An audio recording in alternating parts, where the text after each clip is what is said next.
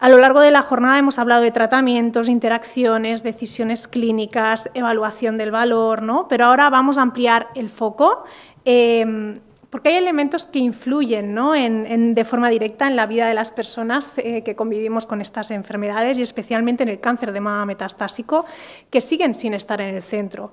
Cómo se comunican las decisiones, cómo se acompañan, cómo se gestionan los tiempos y cómo impacta esto también en la vida cotidiana de las personas. Para abordar esto incorporamos algo que sigue siendo imprescindible, pero que todavía es insuficiente en estos espacios, que es la experiencia de las propias pacientes, no desde un lugar únicamente emocional, sino como una fuente de conocimiento que permite identificar con bastante precisión, además, qué aporta valor y qué no. En esta mesa vamos a contar con Elisenda Martínez, presidenta de la Asociación Española de Cáncer de Mama Metastásico y Paciente, y Pilar Ros, vocal y responsable de comunicación y también paciente. A partir de aquí nos vamos a centrar en algo muy concreto, que es identificar qué elementos, más allá de los tratamientos, tienen un impacto real y muchas veces medible en la vida de las personas, porque si algo ha quedado claro hasta ahora es que hablar de valor sin incorporar precisamente esta perspectiva es quedarse a medias. Así que doy paso a Elisenda, por favor. Bueno, a ver, es indispensable, ¿no? Cuando hablamos de cáncer, poner en el centro los tratamientos y que al final también es lógico porque son fundamentales. Pero desde nuestra experiencia y también desde el trabajo que hacemos desde la Asociación Española de Cáncer de Mama Metastásico, vemos que hay otros factores que también tienen un impacto muy directo en la vida de las personas y que no siempre se abordan con la misma profundidad, ¿no? Por ejemplo, cómo se comunica la información, cómo se toman las decisiones, cómo se organizan los tiempos, la coordinación entre profesionales o la continuidad asistencial. Entonces, bueno, son elementos que no son un tratamiento en sí, pero que condicionan mucho cómo vivimos la enfermedad. Y bueno, cuando compartimos estas experiencias desde los grupos de pacientes, vemos que tenemos muchos puntos en común. Por eso creemos que cuando hablamos de valor en oncología es importante ampliar la mirada e incorporar también estos aspectos. A mí, por mi parte, y para complementar un poco, ¿no?, lo que tú comentas, sí que quiero como aterrizar un poco a temas más concretos, ¿no?, menos abstracto. Entonces hay algo que es inamovible, el tratamiento es inamovible, ¿no?, y el rigor y la ciencia y la evidencia científica, eso para empezar. Pero después es cómo integramos ese tratamiento, ¿no?, a nuestra vida real. Entonces yo me había apuntado, por ejemplo, 3 ejemplos, ¿no? Uno es personal y lo otro es de algunas compañeras. Uno de mis efectos secundarios es temas digestivos. Tengo problemas digestivos a partir de los tratamientos que llevo. Eso me supone, cuando viajo, tener que estar muy pendiente. Tengo una aplicación que me dice dónde puedo encontrar baños, si tengo que ir caminando a algún sitio. Me limita a coger el transporte público. Tengo miedo a coger el transporte público, entonces eso pues a veces es muy limitante, ¿no? Muchas de nosotras somos madres, entonces sí que es cierto, y ahí he cogido un poco las palabras, me ha gustado mucho el doctor Casado cuando decía la calidad de vida en salud. Hay muchas personas que son madres, la conciliación es difícil para todas las madres y padres, ¿no?, en este país, pero cuando hablamos de la calidad de vida en salud, ¿no?, y en este caso en salud de personas o mujeres con cáncer de mama metastásico, esa conciliación puede ser pues que mi tratamiento coincida con el horario escolar y aún me dé tiempo de llegar a casa, que me dé mi bajón y pueda descansar un poco antes de que lleguen mis hijos corriendo y entren por la puerta a decir mamá y me tenga que ir al fútbol o me tenga que ir a donde sea, ¿no? Y más allá de eso, también quería visibilizar las mujeres que son cuidadoras de mayores, ¿no? Tenemos muchas compañeras que están al cuido de mamás, de papás, de personas mayores, y a ellas ¿quién las cuida?, ¿no? Entonces, tal vez esa persona hay un día que no puede desplazarse al hospital porque no puede dejar a su madre sola, o que no puede ir a pasear por la montaña, que es algo que le da calidad de vida y que la ayuda a sentirse mucho mejor, el contactar con la naturaleza, que hasta hay evidencia científica al respecto, ¿no? Porque no puede dejar sola a esa persona. Entonces, ¿cómo aterrizar, ¿no? ¿A qué le ponemos ese valor? Bien, os voy a hacer una serie de preguntas muy concretas para que desde vuestra experiencia un poco pues, pongáis claridad. Hemos hablado obviamente de tratamientos y de que son imprescindibles y que obviamente nosotras como pacientes somos conscientes de que vivimos gracias a los tratamientos o que vivimos más gracias a los tratamientos, pero también me gustaría saber qué cosas han tenido más impacto en vuestro día a día una vez esta enfermedad, más allá de los tratamientos, es decir, todo lo que gira alrededor de los tratamientos, que no siempre es solo eso. Bueno, desde lo que vemos tanto a nivel personal, ¿no?, como de la asociación, hay varios elementos que tienen un impacto muy claro en el día a día y que no siempre forman parte de la conversación. Uno de ellos es la previsibilidad. O sea, nosotras no podemos anticipar cómo nos vamos a encontrar o cómo se va a organizar, ¿no?, la atención, bueno, una atención en el médico. También todo lo relacionado con la organización del sistema, los tiempos de espera, coordinación entre profesionales, la continuidad. Y algo que aparece de forma muy recurrente cuando compartimos experiencias es la necesidad de sentirse comprendida, no solo escuchada, sino comprendida de verdad, ¿no?, comprendida y que ese impacto y que tenga un impacto real en nuestra vida. Son aspectos que no son un tratamiento en sí, pero que tienen un valor muy significativo. Sí, estoy de acuerdo. Yo me he quedado con algo que también ha dicho la doctora García, ¿no? Decía, las pacientes de cáncer de mama metastásico son expertas en sufrimiento. Entonces, estoy de acuerdo. Pero ese ser expertas, que al final es la adaptación, porque o te adaptas o te quedas llorando detrás de las puertas, que también es lícito, ¿eh? Pero bueno, si puedes pues, tener una buena calidad de vida dentro de lo que cabe.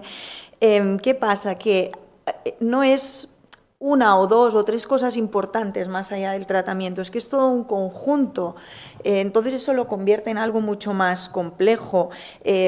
A veces me ha pasado, ¿no?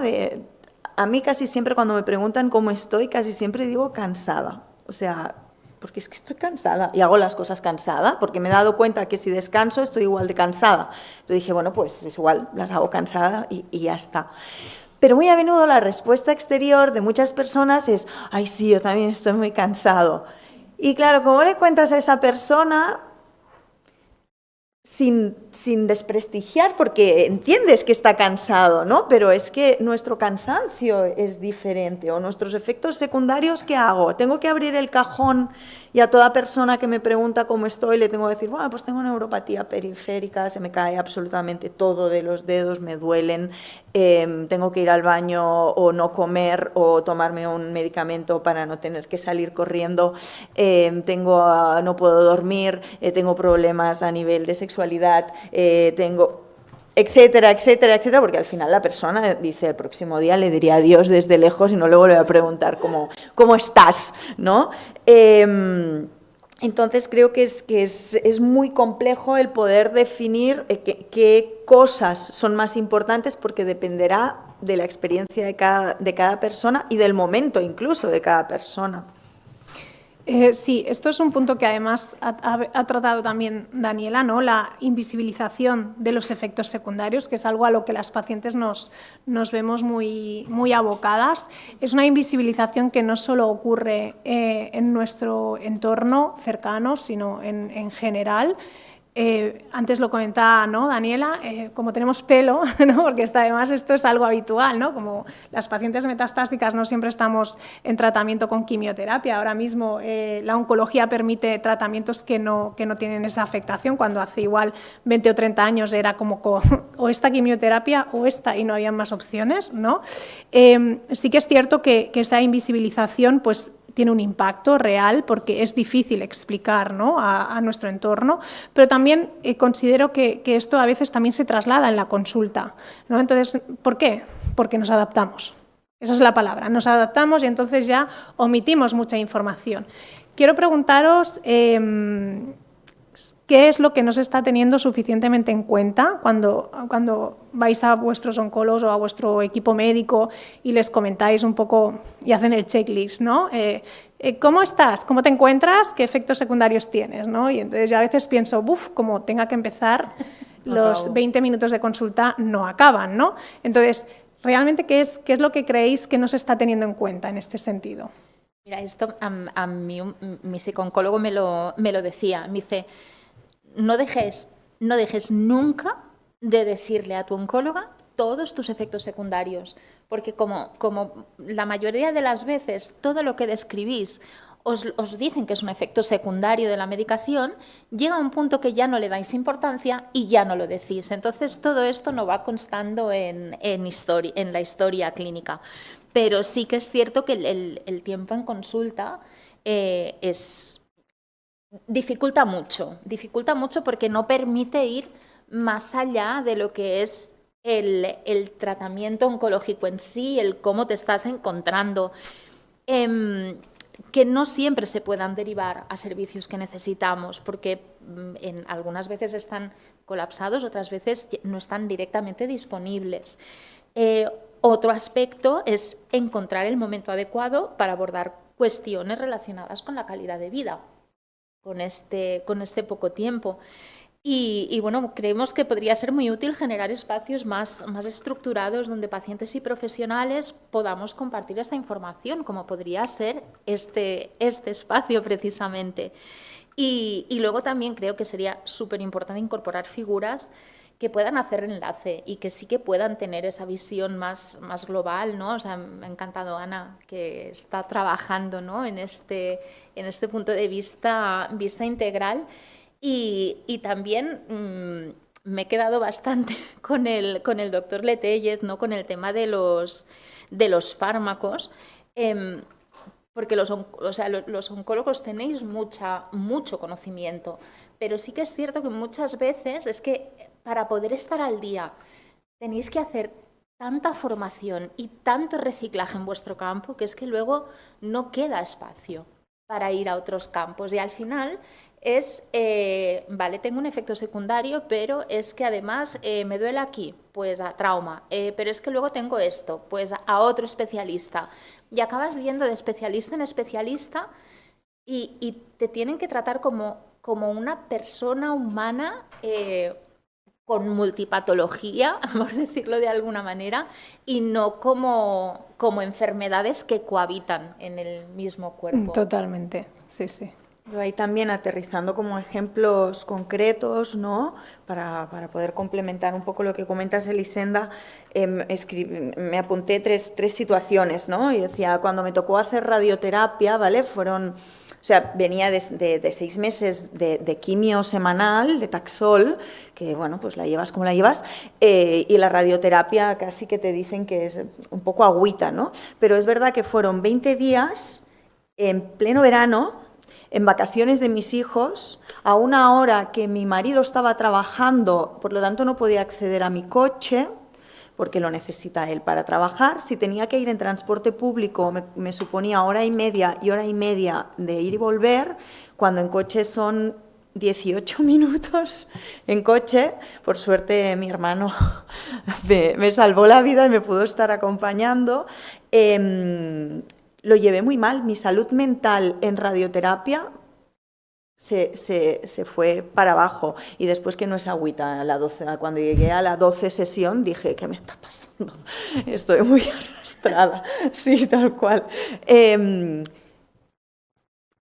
Y a veces te sientes tan agradecida de poder estar accediendo a los tratamientos que no te cuestionas el decir, porque además la radioterapia me tocaba en otro hospital donde no tengo como tanta confianza con el equipo médico del mío, como para decir, mira, disculpa, es que claro, tengo a mis niños de vacaciones porque sabes que es que hay tropecientas pacientes con situaciones similares o diferentes, pero que también es difícil de atenderlas a todas y dices, bueno, pues lo hago como puedo, ¿no? Pero luego te lo cargas encima, ¿no?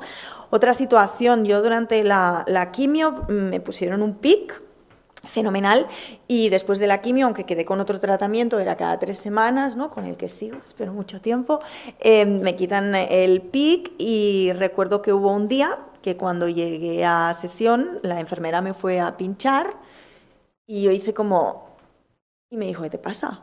Y dije, estoy harta, ya no soporto más, o sea... Ya no soporto más que me estén pinchando las venas, me duelen, me salen muchos morados, a veces me tenéis que pinchar 2, 3 veces, y me dijo, ¿y por qué no te pones un Portacat?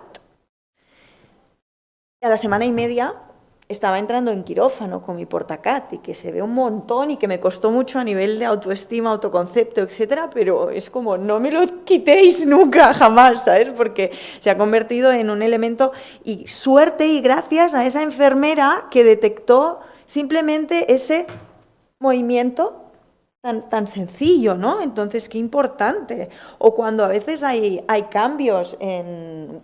Me acuerdo también, una compañera me contaba que pasaron sus tags en vez de 3 meses a 4 meses. Claro, eso visto desde el profesional está bien, porque significa que las cosas van bien, puedo estirar un poco el tiempo, ¿no? Pero no se lo dijeron a la paciente. Entonces fue como, ¿por qué no me hacen tag esta vez? ¿Qué está pasando? Y claro, cuando llegó a consulta fue como, no, es que no lo he hecho porque tampoco exponerte a tanta radiación, porque vamos bien.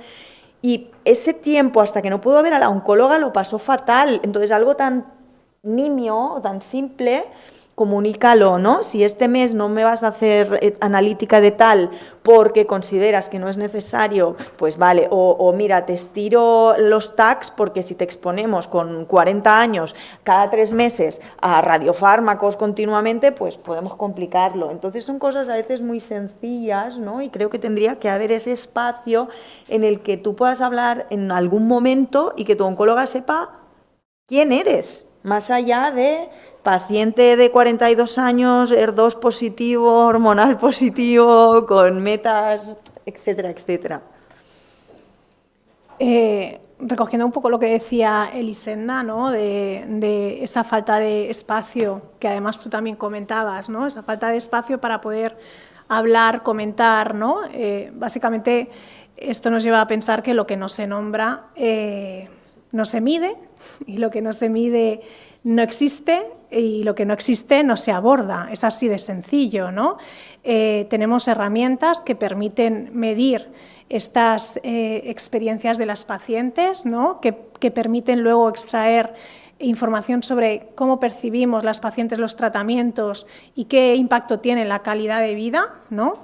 Y yo, más allá de esto, también me pregunto muchas veces es cómo se traslada esa información y qué se hace con ella. Porque yo creo que el punto ya no es solo, o sea, sabemos que hay herramientas, sabemos que además a mí me consta que no se están aplicando sistemáticamente, es decir, no hay protocolos en todos los hospitales donde se midan los PROMs y los PREMs, donde se pasan a veces una vez y no se vuelven a pasar nunca más. Nosotras somos pacientes que yo llevo 5 años en tratamiento, o sea, tenemos compañeras que llevan 10, 18 años incluso, y que les han hecho un PROM 2 veces en ese trayecto. Entonces, claro, ahí hay mucha cosa que se está quedando en el camino, pero más allá de eso también yo creo que hay un reto que es implementar, ¿no? Implementar cambios y tomar decisiones reales sobre esos resultados, ¿no? Mi pregunta aquí sería, ¿qué se debería incorporar sí o sí cuando hablamos de calidad de vida? Es interesante, porque es que realmente no hay una única respuesta, ¿no? Y además, bueno, ahora que hablabas de los PROMs, también has hablado de los PROMs. Los PROMs muchas veces no reflejan la realidad de todas las pacientes, ¿no? Son unas preguntas muy concretas, pero al final hay tantos efectos secundarios y tantos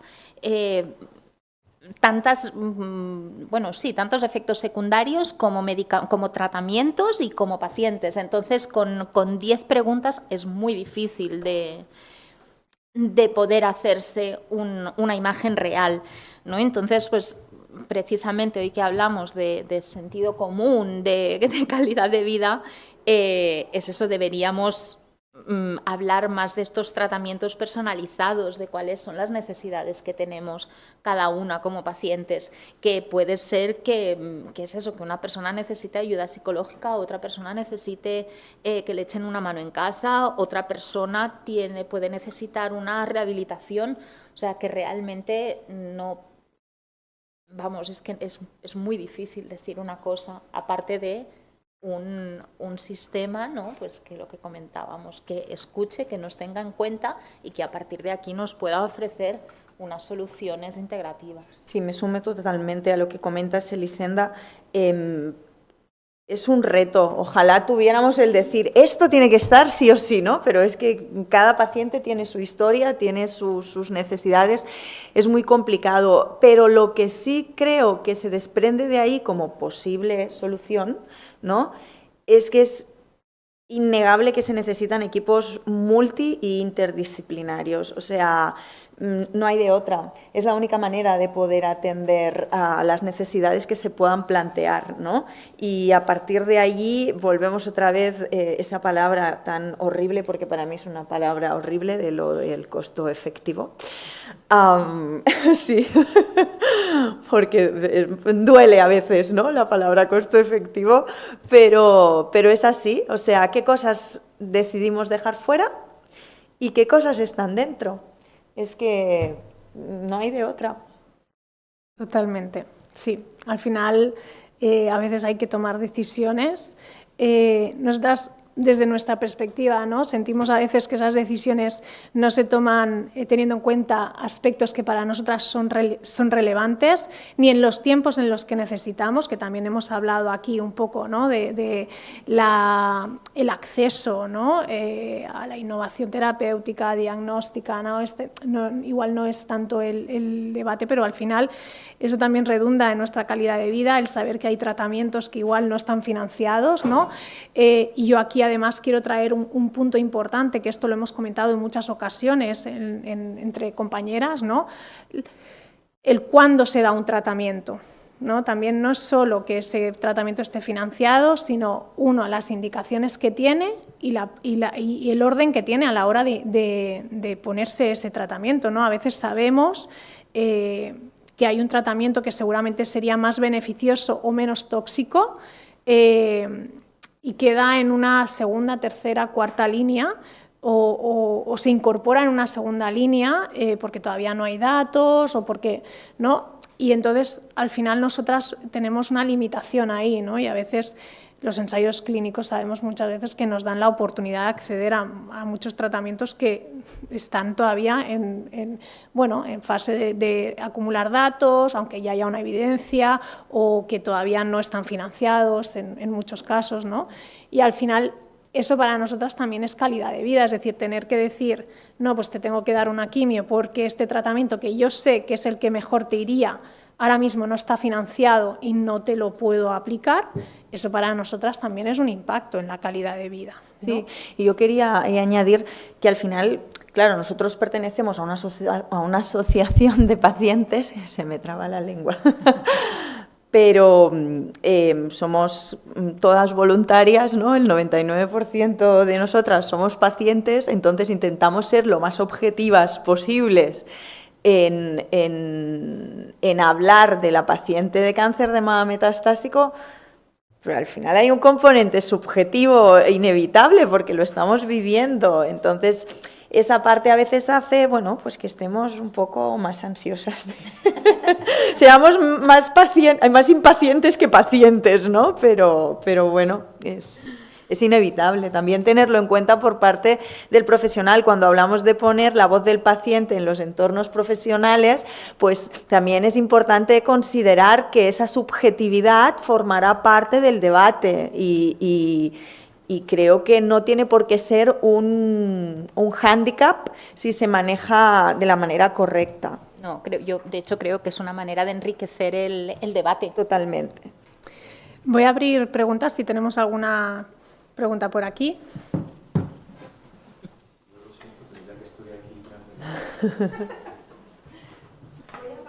Perfecto, sí, primero.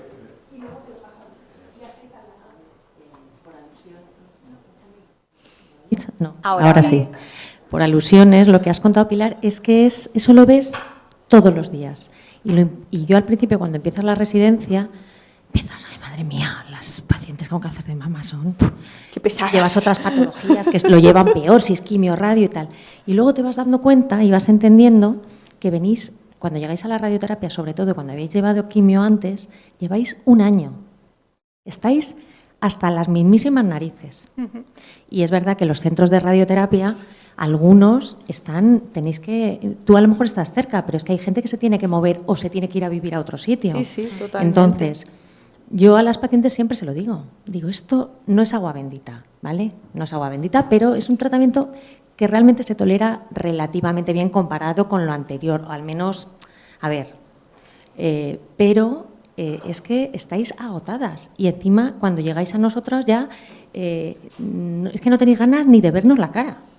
Y muchas veces aguantáis, y yo os lo digo a las pacientes, y cuando acabáis el tratamiento, muchas pacientes lo lleváis fenomenal y yo siempre os digo, cuidadín, sí, que la semana de después os va a dar un bajón, que no es la radioterapia, pero que sepáis que os va yo creo que cuando le explicas a la paciente, intentas entenderlo y ya pues bueno, digo, os va a dar el bajón. Yo siempre a todos mis pacientes y familiares les recomiendo ir a un psicooncólogo desde el principio. No me hace caso casi nadie, también te lo digo. Pero que saber que os va a pasar, pues digo, tú llora. Normalmente se os pasa a la semana o a los 10 días. Y de hecho, cuando les digo eso el último día, la mitad se me ponen a llorar. O sea, que simplemente el saber y entender lo que os pasa y comprenderlo, porque tú al principio dices, ay, madre mía, después de todo lo que han pasado, vienen aquí y están que me pica, ¿sabes? Sí, pero totalmente. Es que es verdad, es que eso también os molesta y estáis hasta las mismísimas narices de todo lo que habéis pasado. Entonces, simplemente que yo os entiendo perfectamente y lo que has dicho, vamos. Sí, y bueno, yo aquí me gustaría decir, ¿no?, que cuando te han diagnosticado con una metástasis, ¿no?, obviamente hay diferentes vías. Generalmente cuando hay metástasis no se opera ni se pasa directamente por una radio, pero bueno, nosotras las tres hemos estado, vosotras primero iniciasteis tratamiento, luego pudisteis operaros y luego hacer radio. Yo hice primero tratamiento, radio, tratamiento, cirugía, radio, para luego reincorporarme. O sea que luego... En el caso de las metastásicas, las que podemos acceder a la radioterapia, a la cirugía, ¿no?, un tratamiento más estándar, entre comillas, es que luego, acabo aquí, pero es que luego empiezo el otro. O sea, es más de, venga, va para atrás, sí, para la mochila. Pero realmente lo que comentabas es importante el anticipar, porque eso resta incertidumbre y eso genera un mayor sentimiento de control de lo que va a pasar. Y si una cosa tiene esta enfermedad es que te destroza la vida, o sea, pierdes completamente el control de tu vida. Y eso, yo personalmente, para mí, mantener el control, y mis compañeras lo saben, que soy muy controladora en ese sentido, es como tener un hijo casi, ¿no? que pierdes el control de tu vida, pues es realmente muy fatídico. Entonces, yo creo que esa comunicación, ¿no?, esa anticipación de lo que va a pasar, de cuáles van a ser los pasos, eso al final genera un conocimiento en la paciente y un entendimiento que le permite, pues, manejar mejor la incertidumbre, ¿no? Y yo creo que eso es vital, explicar esos 5 minutos, tomárselos para mantener esa conversación con la paciente. Y sobre todo la parte esta interdisciplinar o multidisciplinar. Yo recuerdo, como os decía, la radioterapia la hice en otro hospital, entonces el día que terminé, que me vio un enfermero del área de oncología, y bueno, me dice... Claro, no me conocía, ¿no? Entonces me dice, bueno, ya has terminado, ahora ya a volver a la normalidad. Y yo pensaba, bueno, es que tengo un estadio 4, tengo que continuar en tratamiento, ¿sabes? Y claro, fue un bajón para el otro, porque se quedó como, bueno, pues, buen verano, o sea, es que no, es que no puedo tomar el sol, es que fue realmente un momento un poco tenso, y pensaba, ay, ¿sabes? Sobre todo, antes de ver al paciente, prefiero que me veas un minuto medio menos, pero que por favor mires un segundito la pantalla para ver en qué estamos, ¿no? Porque creo que ahí también la calidad de vida y lo que comentaba Paz, ¿verdad? Daniela Paz de apellido, vale. Daniela Paz. Del tema este de las que no terminamos, ¿no? Las que tenemos que continuar, que a veces hay un sentimiento de, jolín, me alegro muchísimo, obviamente para las personas que pueden terminar tratamiento y girar página y entrar a otras etapas, pero para las que nos quedamos allí y que sea por muchos años, ojalá cronifiquemos todas. Pero bueno, es un camino duro en el que esa aceptación yo siento que es muy cíclica, ¿no? Hay momentos que lo aceptas más, hay momentos que dices... La montaña rusa. Sí. Miguel Ángel. Sí, bueno, yo lo primero, Sara, Elisenda, Pilar, agradeceros de verdad que verbalicéis todas las cosas, porque muchas veces nosotros desde fuera de la patología no somos capaces, por mucho que leamos tal, de ver realmente los ejemplos o los comentarios que habéis dado, ¿eh? O sea que, y luego una cosa, si no se verbaliza en estos foros, pero también con los que toman las decisiones y que luego dicen si esto, y volvemos otra vez a lo mismo, se financia o no se financia. De verdad, no es que ser machacones, pero sí dar también esa perspectiva. Y luego, simplemente un comentario. Yo comprendo que instrumentos tipo PRONS o PRENS pueden ser un fastidio, pero es que muchas veces es la única forma de llegar a esa comunicación médico-paciente, paciente-médico.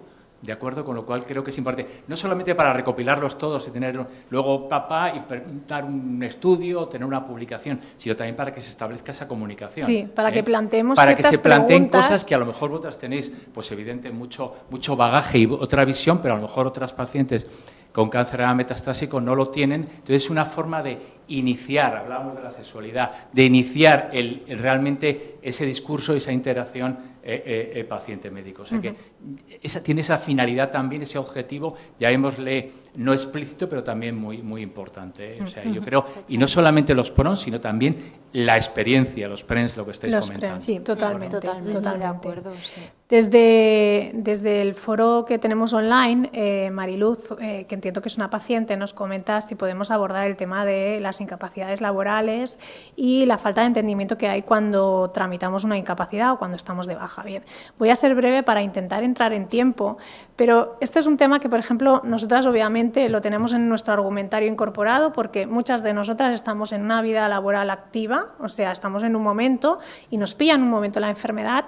Yo estaba en un momento muy dulce de mi vida, ¿no? Laboral, hice mucha inversión en mi vida laboral, ¿no? Para tener en educación y demás, para tener el puesto que tenía y de golpe, pues la enfermedad, pues como decimos, te estalla la vida, ¿no? Y entonces no solo pasas por un duelo de la pérdida de la salud, sino que pasas por un duelo de pérdidas de muchas cosas. Yo siempre digo que te explota la vida y muchas veces cuando intentas recoger esos trocitos, hay trocitos que no vas a encontrar nunca más.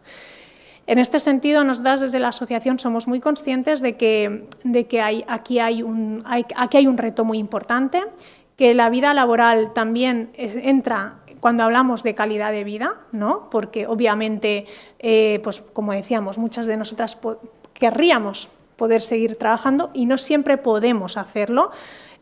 Aquí lo hablamos muchas veces, o sea, nosotras venimos a este tipo de foros, encuentros y tal, y luego estamos dos, 3 días para el arrastre, o sea, es literal. O sea, literal que al día siguiente a veces nos mandamos fotos de son las 11 y sigo en la cama. Yo no me lo puedo permitir porque tengo una niña de 7 años, ¿no? Yo a las 8 ficho. Al cole.